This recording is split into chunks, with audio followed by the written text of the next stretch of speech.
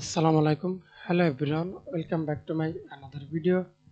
In this video, how to remove three characters from left in Excel. Okay, select the table or data, go to tools tab, text, extract text. Okay,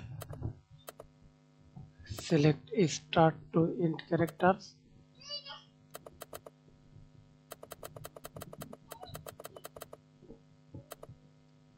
Okay, simply remove first three character, 1 2 3. Now click OK. Single cells.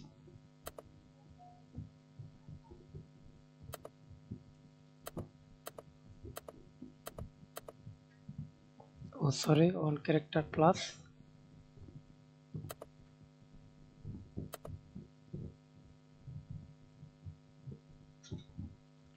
Type 4, type start to end character 4 to see all.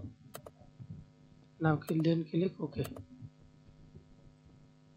Thanks for watching video. Please subscribe to my channel, like, comment.